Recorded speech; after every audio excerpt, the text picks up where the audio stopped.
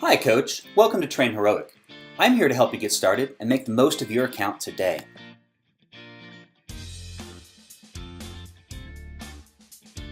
The first thing we'll need to do is to create teams that we can invite our athletes to join. To do that, we just click Create New, give it a name, and an access code, and then hit Create Team. That'll take you right to the team's calendar so you can start doing programming. If you go back to the teams list, we can see that the team has been added.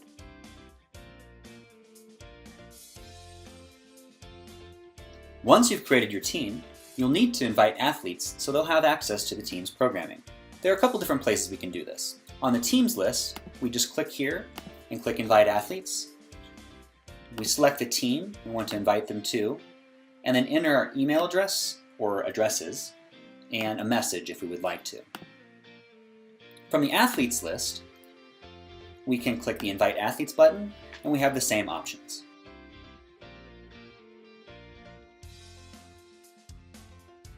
One way to do your programming is to add sessions directly to a calendar. Let's go ahead and do that. Click on the 28th. We'll do some programming, but first let me show you something that's really helpful. In the upper left-hand corner, there's this miniature calendar. This mini calendar lets you hover over any day and see what was programmed on that day. And if I click, the designer will open up and I'll be able to make any changes I need to. This is really helpful for keeping you from having to jump back and forth from the calendar and the designer when you want to know what your athletes have been doing recently, so you have a reference for programming. Let's go back to the 28th. Let's go ahead and add a session to this day. Now we'll be adding blocks within that session. If I want to use an exercise or circuit that's already in my library, I can just type and hit enter.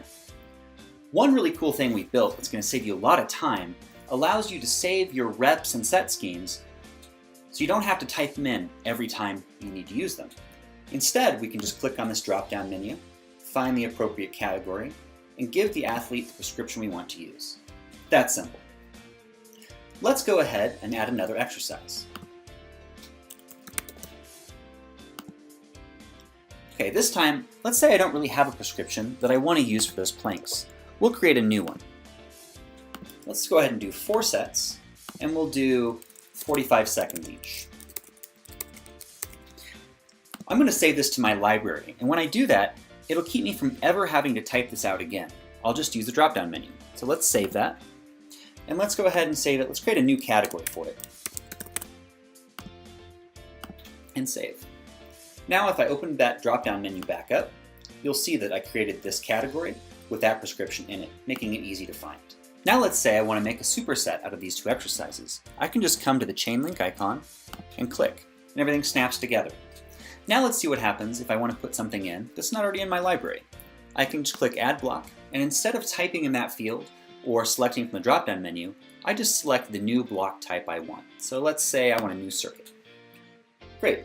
I have the opportunity to name my circuit, I can give the athlete the details and the instructions on how to do it, and I can select the result I want them to log. So let's say I want them to tell me how long it took. That's most of the basics, but let me show you some other things on this screen. If I come up to this menu right here, I'm able to test the block, so reset an athlete's working maxes. I can add superset instructions, click that. It gives me a field to tell them how long I want them to rest, for example. And I can save the superset to use again. Right next to that, I can add a leaderboard if I'd like. So again, I can have them log a result and they can compete with each other. So let's say I want them to log the weight they use on the back squat. There we go. That should get you started on programming.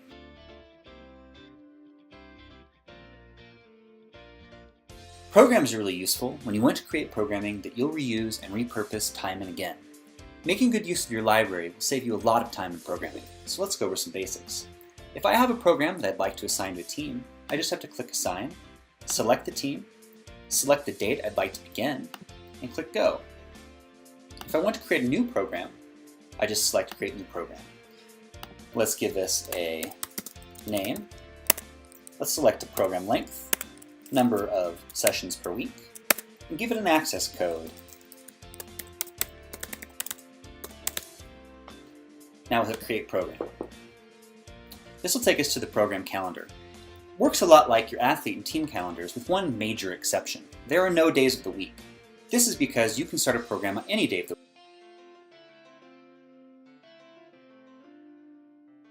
All of the athletes in your organization have their own individual feeds. This is your way of communicating directly with them.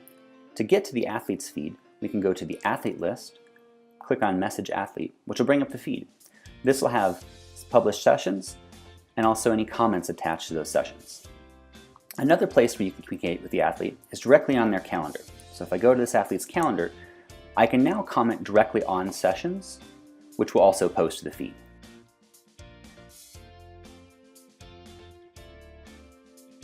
When viewing the athlete's calendar, we'll be able to see the data that the athlete has logged. There are two different types of sessions on this calendar. This session was programmed on the team's calendar, while this session was programmed directly on this individual's calendar. They both give you a lot of the same information, but let's check them out a little bit.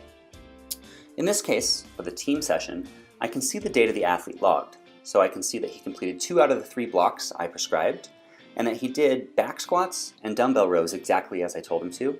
Bench press was done, but the prescription was changed somehow. In this case, that last set is missing a couple of reps, and those glute ham raises were not completed.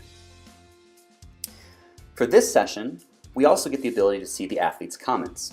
If we click on this bar, this drawer opens, and I'm able to see the exact values the athlete logged. In this case, he did everything as prescribed. I can like this athlete's comment, and I can respond right here.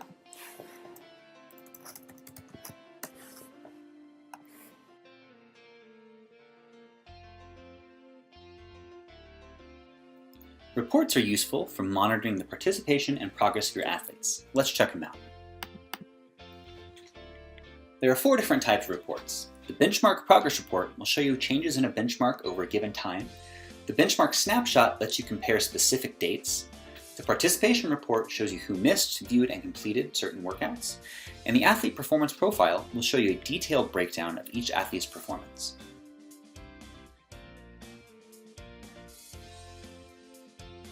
Spreadsheets are useful for setting goals and doing testing.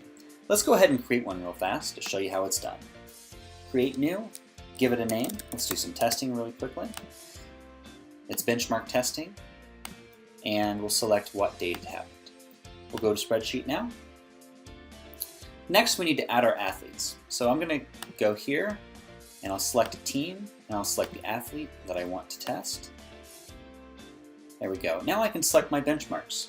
So I can select my 40-yard dash, I can select my back squat, 1 repetition maximum, and I can select a bench press 1 repetition maximum. Now I have a couple of different options. I can do spreadsheet only, or I can push it to their tablet and phone.